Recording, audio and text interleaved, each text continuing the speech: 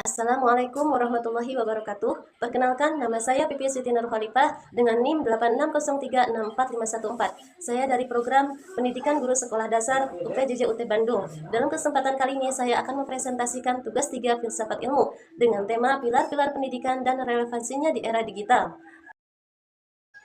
Pendidikan memiliki peran penting dalam membentuk generasi yang cerdas, berkarakter, dan mampu menghadapi tantangan zaman. Di tengah berbagai isu kontemporer pendidikan nasional, pilar-pilar pendidikan menjadi landasan dalam mewujudkan pembelajaran yang bermakna. Dengan melalui kajian filsafat ilmu, kita dapat memahami relevansi pilar-pilar pendidikan dalam menjawab kebutuhan pendidikan di era modern.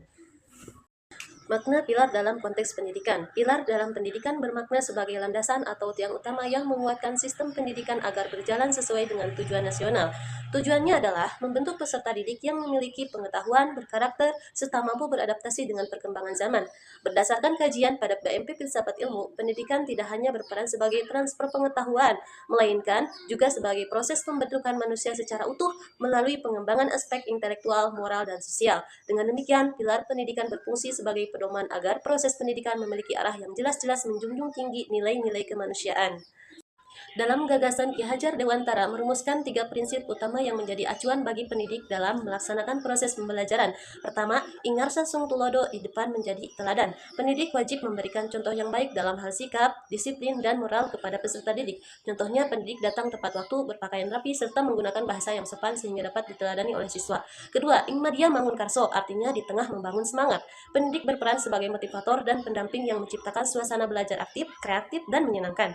Contohnya, pada kegiatan diskusi kelompok, pendidik mendampingi siswa dan mendorong setiap siswa untuk berani menyampaikan pendapat. 3. Tuturi handayani, di belakang memberikan dorongan.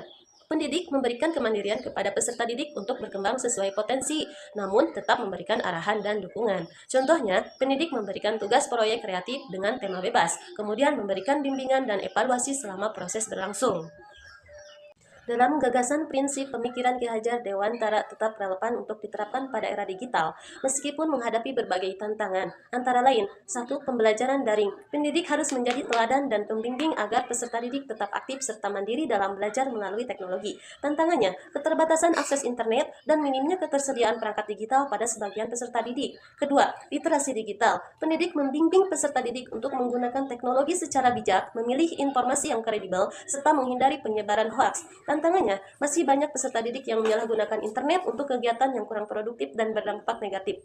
Ketiga, pembentukan karakter. Pendidikan tidak hanya menekankan aspek kognitif, tetapi juga penanaman nilai disiplin, tanggung jawab, dan etika dalam penggunaan teknologi. Tantangannya, penggunaan gawai yang berlebihan dapat mengurangi interaksi sosial dan menurunkan tingkat kedisiplinan peserta didik. Keempat, peran pendidik atau peran guru. Pendidik berperan sebagai fasilitator, motivator, dan pembimbing yang dituntut untuk kreatif serta adaptif terhadap perkembangan teknologi. Tantangannya, masih terdapat pendidik yang belum menguasai kompetensi digital secara optimal sesuai tuntunan zaman. Dalam perspektif filsafat ilmu, perkembangan teknologi harus tetap berada dalam koridor nilai moral dan kemanusiaan agar tujuan pendidikan tidak mengalami distorsi. Menurut pendapat saya, prinsip pendidikan Ki Hajar Dewantara masih sangat relevan untuk menjawab permasalahan pendidikan nasional saat ini. Pendidikan tidak cukup berorientasi pada pencapaian akademik semata, tetapi harus diimbangi dengan pembentukan karakter, etika, dan tanggung jawab peserta didik. Pada era digital, pendidik tetap harus menjalankan perannya sebagai teladan, motivator, dan pembimbing agar pemanfaatan teknologi berlangsung secara positif. Apabila prinsip ingarsa sung tulodo, ingamadya mangun karso, tuturi handayani diterapkan secara konsisten, maka pendidikan nasional akan mampu menghasilkan generasi yang cerdas, berkarakter, kreatif, serta tetap berakar pada nilai-nilai budaya bangsa. Kesimpulannya, permasalahan kontemporer seperti perkembangan teknologi digital, pembelajaran daring, serta penurunan karakter peserta didik menuntut sistem pendidik untuk terus beradaptasi dengan zaman. Namun, adaptasi tersebut harus tetap berpijak pada nilai-nilai dasar pendidikan yang kuat. Gagasan Ki Hajar Dewantara melalui ketiga prinsipnya masih sangat relevan. Pendidik tidak hanya berperan sebagai penyampai ilmu, tetapi juga sebagai teladan dan pembimbing.